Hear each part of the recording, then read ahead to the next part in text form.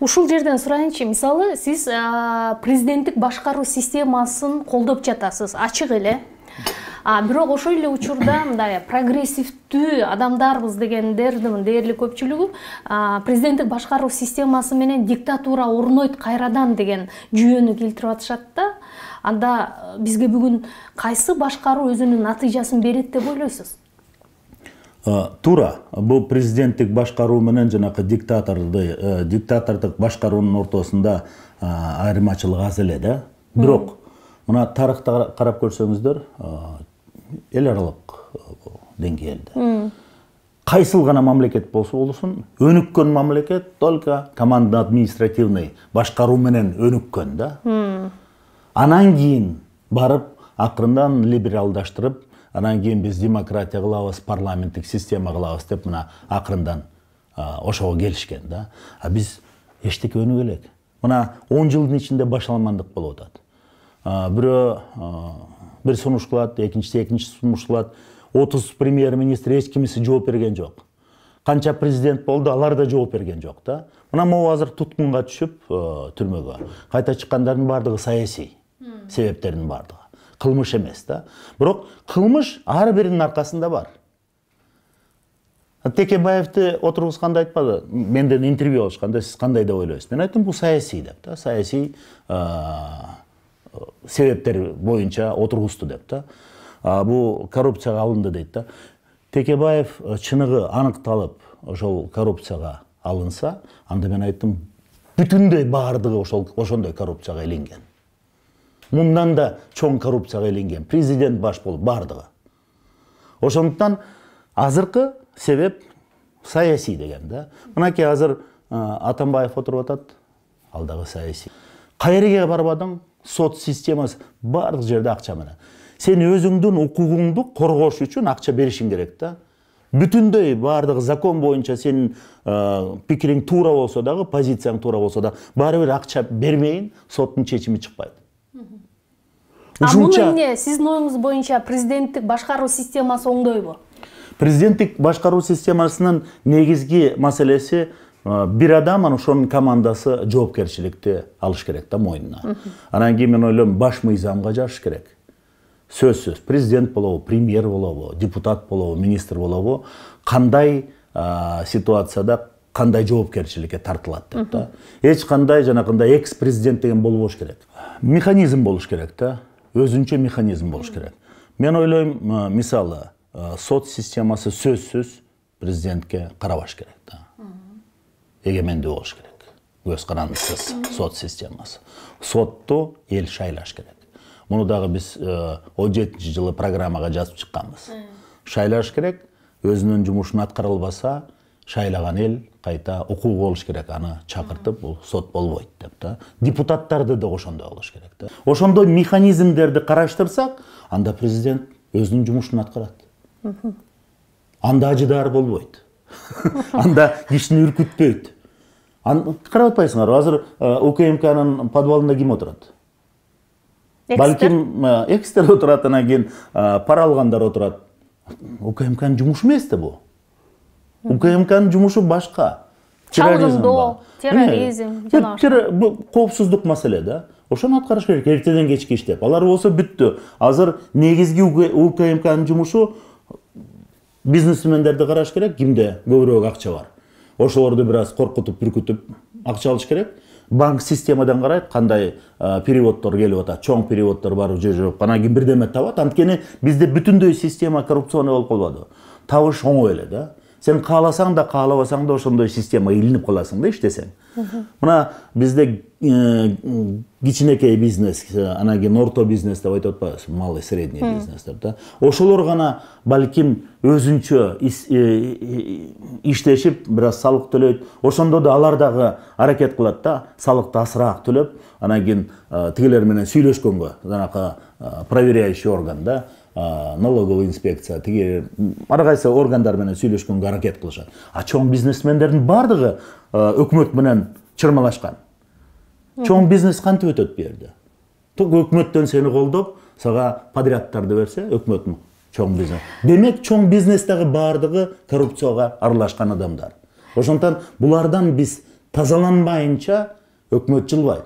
А тазалаш үчүн буларды сөзсүз бирөө жоопкерчиликти алыш керек. Ушул саясаттан түңүлдүм депчи, ушунчалык көңүлүңүз кайт болуп турган учурун байкадым эле. Бул өзгөчө 2017-жылдагы президенттик шайлоодон кийин болсо керек да. Ооба. Азыр ошол эле оюңуздасызбы? Ошол эле оюмдамын. Ошол эле оюмдамын, бирок мына жагдай өзгөрүп атпайбы?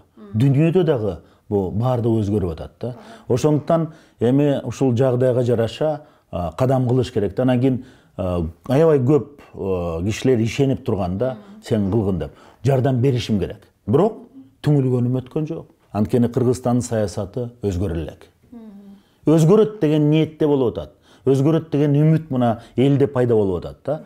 Карапайым элде. А биздин саясатчыларда жок. Кимисин албагыла. Тарынбасын. Кайсыл күч болбосун баардыгы бир жеринен биягынан же тиягынан иленген адамдар да. Анан кийин эле бекер эле мына биз демократпыз, тигиндей мындайбыз деп да, батышты колдогондор бар, Россияны колдогондор бар, анан кийин исламдык күчтөр бар, ар кайсылары да. Бирок биздин мамлекет тазаланмайынча мамлекет курулбайт. 2020-жылдын декабрь айында маектешкен экенбиз. Андан бери мына убакыт өттү. Ал кезде биз эң чоң бир саясий процесстердин алдында турдук эле. Дегеним президенттик шайлоо болчу алдыда. Ошондой эле баш мыйзамга өзгөртүү, баш мыйзам жаңы редакциясы кабыл алынганы турган референдум аркылуу. Анан эми убакыт өткөндөн кийин сиз ушул саясий процесстерге сыртта көбүрөөк жүрүп, мындай байкоо жүргүзүп келдиңиз болуш керек. Эмне өзгөрүү болду? Эмнени байкадыңыз? Эми ачык сүйлөшөлү деген да мындай маселе. Колдон келишинче ачык эле айтканга аракеттенем. Мамлекеттин ичинде өзгөрүүлөр болуп атат деп айткан туура эмес го. Бирок даярдык болуп атабы деген сезим бар да, ишенич бар. Ошол өзгөрүүгө даярдык барбы же жокпу деп. Анткени эми бийликтин башындагы турган жаңы келген команда деле убакыт болду, жетишерлик эле убакыт болду да. Өткөн октябрда мына бүгүнкү июнга чейин шайлоодо болду, шайлоодон кийин референдумда болду. Эми конституциябыз туура эмес деп айтууга да укуктары жок да. Конституцияда бар болгон мүмкүнчүлүктү бүт колуна берди. Полномочиялар бардыгы бир колдо. Эми өкмөт башчысы каалаган нерсени кааласа, чыныгы, чын жүрөгү менен кааласа, ошол каалаган нерселерди ишке ашырыш керек. Аны үчүн бүт закондор дагы бар. Бийлик, полномочия бардыгы колунда. Эми ошого батыраак тезирээк кириш керек эле да. Менин жеке оюм бүгүнкү күнгө чейин ошол процесс тезирээк болбой жатат. Даярдык чара көрүлүп атат, мынакей даярданып атабыз, мынакей мына бара-бара мынакей ишке өтөбүз деген сезим болуп атат да. Бул менин өзүмдүн көз карашым, жеке менин өзүмдүн көз карашым. Анан кийин туура же туура эмес деп айта албайм. Алыстан ушул карап, ар кайсы жаңылыктарды окуп, аналитикалык макалаларды окуганын негизиндеги болгон менин өзүмдүн түшүнүгүм ушундай болуп атат да. Бирок айта турган нерсем убакыт асыраак да. Бул даярдыкка, эми даярдыктан ишке өтүш керек да. Тезден тез. Ишке өтпөсө, мен ойлойм, анда бул келечек анча жакшы болбойт деп да. Ошондуктан эми элибиздин, Кыргызстандагы элибиздин күткөнү ушул жаңы өзгөрүүлөр, негизги өзгөрүүлөр болуш керек дедиле. Негизги өзгөрүүлөр деген азыркы маалда биринчи кадам ушул өкмөттөгү иштеген, өкмөттүн министерство, ведомстволорундагы иштеген адамдарды тазалаш керек эле да. Анткени 30 жылдан бери система деградация болуп атып, мынакей такыр түштү да. Ошол деңгээлден азыр чыгарыш керек эле. Чыгарыш үчүн бу эски кадрлар менен чыгара албайсыңыз. Каягынан карабагын баары бир жеринен иленген да адамдардын баардыгы. Анан кийин көнүмүш болуп калган да. Жаш балдар да бар, билими бар балдар да бар арасында.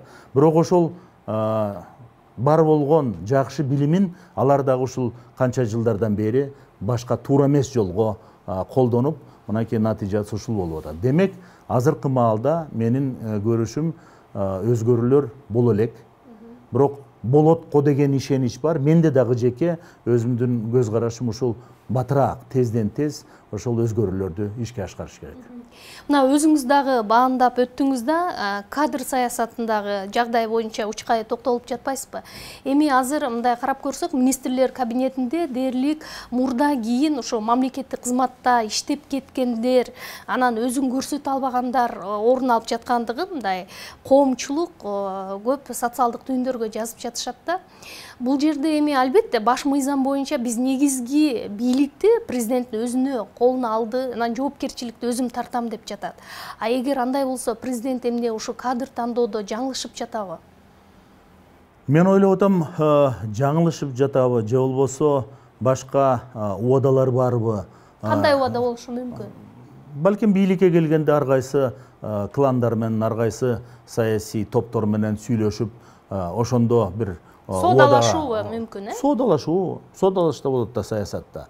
Ошол убадалар жол бербей жатабы деген пикир пайда болуп атат да. Анткени чыныгы сиз айткандай эле азыркы маалда өкмөттө иштеген көпчүлүгү ошо мурунку системадан калган кишилер. Бирок мурунку система деп баардыгын 100% чийип чыган да болбойт. Анткени арасында 30 жылдан бери ар кайсы тармакта өкмөттө, өкмөттүн ичинде, өкмөттүн тегерегиндеги иштеген тажрыйбалуу, билими бар адамдар дагы бар. Бирок көбүнчө ушул негизги постторго, бу чечим кабылдана турган, бу мамлекетти өзгөртө турган постторго эски адамдарды алып ачат да. Эски иштеген адамдарды алып ачат. Иштеген адамдар мурун кимдин доору болбосун, Акаевдин, Бакиевдин, убактылуу өкмөт, Атамбаев же Жээнбековдун, алар көрсөтө алган жок. Айтканы менен ишти көрсөтө алган жок. Мынакей момуну кылдык деп да. Эмне үчүн ошолорду кайта ордуна жаңы бу постторго аларды ишке жайгаштырып, эмне үчүн ошолор менен иштешип атат, мен ошого түшүнө албай жатам да. Анткени мынакей элдин баардыгы өзгөчө былтырдан бери жаңы мынакей саясий күч бийликке келгенден баштап элдин оосунда баардык жерде түндүк болобу, түштүк болобу, иллюстрация деп айтып атышат да. Тазалануу болуш керек деп да, жаңылануу болуш керек деп баардыгы айтып атат. Жаңылануу, тазалануунун негизи бул мааниси эмне? Таза адамдар келиш керек да. Таза адамдар эми мурдадан бери иштеп келгендердин арасында таза адамдар тилекке каршы асыраак. Ошол таза адамдар бийликке катышпагандар, бийликтин сыртында жүргөндөр, Кыргызстанга негативдүү таасирин тийгизбегендерди алып келиш керек эле да. Тажрыйбасы бар адамдарды, билими бар адамдарды, бу ар кайсы тармакта тажрыйбасы болгон, чет мамлекетте болгон, бу жерде болгон ошолорду алып келип команда түзүш керек эле да. Балким биздин президентибиз жана президентибиздин тегерегиндеги аппараты коркуп атышат эксперимент кылуудан да. Бу жаңы кишилерди биз билбейбиз, кандай болуп кетет деп да. Эксперименттен коркпош керек эч качан. Мисалы Афганистандагы кырдаал, ошол талибандардын согуш аракеттери Борбор Азия, анын ичинде Кыргызстан үчүн канчалык деңгээлде мындай өтө коопсуздукту туудурат? Ушул багытта мындай Кыргызстандын өзүнүн бир коргоно турган рычагдары, багыты барбы азыр? Эми өзүбүз коргоно турган рычаг багыттарды эми караштырып көрөбүз. Азыр биздин куралдуу аскер күчтөрү кандай экендигин да Кыргызстандын ичинде. Мына инспекция болуп атат. Азыр биздин өзүбүздүн түштүктө, түндүктөгү болгон аскерлерибизди, техникаларды да. Бул бир. Экинчиден мынакей Кыргызстан менен Тажикстандын арасында болгон окуядагы көрүп кеттик. Биздин мүмкүнчүлүк кандай экен деп да. Чыныгы биздин аскерлер, куралдуу күчтөр даярбы же жокпу мамлекетти коргогонго? Ал дагы көрүнүп калды да. Ошондуктан мен ойлойм биз ошол тармагында көп аракет кылышыбыз керек. Жана ошол коркунуч күчөп атпайбы? Афганистан, Пакистан тарабынан келе турган коркунуч күчөп атат. Ошондуктан жалаң гана Кыргызстан эмес, Орто Азия, Борбор Азиядагы мамлекеттер биргелешпейинче бул маселени биз жалгыз өзүбүз же Кыргызстан, же Өзбекстан, же Тажикстан чоңураак мамлекет болобу чече албайт. Биз биригип бул маселени караштырышыбыз керек дагы, биригип туруп коргоо маселесин мындай даярдык көрүшүбүз керек. Ушул маселени кароодо, чечүүдө Кыргызстан өзүнүн жакынкы эле коңшулары менен канчалык деңгээлде тең ата сүйлөшө алат да дегеним, чек ара маселеси болгондо, мисалы кыргыз-өзбек, кыргыз-тажик чек ара маселеси жаралганда биздин мындай саясий диалогдун мүмкүнчүлүгү мындай таасырын байкалып калгандай сезилди да. Эми ачыгын айтканда, туура акыркы маалда мен ойлойм биздин мамлекеттин мүчөлөрү ушул маселелер боюнча анча көп биздин коңшу мамлекеттер менен, биздин ОДКБ кирген мамлекеттер менен маселелерди талкуулаганы көрүнгөн да жок да. Ошондуктан мен ойлойм ушул маселени эмне жетишпей атат? Биздин мындай лидерлик сапатпы же дагы башка объективдүү себептер барбы? Мен ойлойм себептер көп. Анткени бул жаңы бийлик келгени коңшу мамлекеттерде сындап карашты да. Бул бийлик туруктуу болобу же жокпу? Айткан сөзүндө тура алабы же жокпу? Булар менен келишимге келсе болобу же жокпу деп да. Ошондуктан ошол сыноо мөөнөтү узарып кетти деген ой болуп атат да мен үчүн. Бул жеке менин өзүмдүн оюм. Анан кийин ошол сыноо мөөнөтүн кыскартыш керек дагы биздин коңшу мамлекеттер менен сүйлөшүп бир тил табышыш керек да. Сиз бул кызматка келишиңиз менен ушу чек ара, такталбаган чек ара маселелерин чечүүдө мындай ыкчам, мындай толук кандуу жардам бере аласызбы? Ошого ишенесизби? Мен албетте аракет кылам, колуман келген нерсени жардамды берип, кеңешимди берип да. Бирок бул нерсе узакка созулуп кетти да. Чек ара маселеси мен ойлойм ушул 30 жыл болду Советтер Союзу урагандан бери. 30 жылдын ичинде бир канча мүмкүнчүлүктөр болгон. Ушул чек ара маселесин жеңилирээк чечкенге. Азыр узарып эми ар бир мамлекет коңшу мамлекет болобу, достош мамлекет болобу, бирок өзүнчө мамлекет. Алардын өзүнүн улуттук кызыкчылыктары бар. Ошондуктан мамлекет күчтүү болуп турганда алар үстөмдүк кылганга аракет кылышат да. Мындай алсыз мамлекетке бир аз үстөмдүк кылып, алсыз мамлекет болсо өзүнүн кызыкчылыгын түртүп ишке ашырганга көбүрөөк мындай аракет, көбүрөөк убакыт кетет да. Ошондуктан биз азыр сөзсүз мына биздин коңшу мамлекеттер 4 мамлекет бар: Тажикстан, Өзбекстан, Казакстан жана Кытай. Бул саясатта, тышкы саясатта, эл аралык мамилелерде эң негизги коңшу мамлекет менен маселе чечилиш керек да. Коңшу мамлекет менен ишеничтүү мындай мамиле түзүш керек да. Мамлекет коркпош керек. Мына коңшу мамлекет буларда эмне болуп атат? Булар бирдеме кылып жибереби деген ой кетпеш керек да. Ошондуктан ал ишенич даражага келиш үчүн чоң аракеттер болуш керек эле да.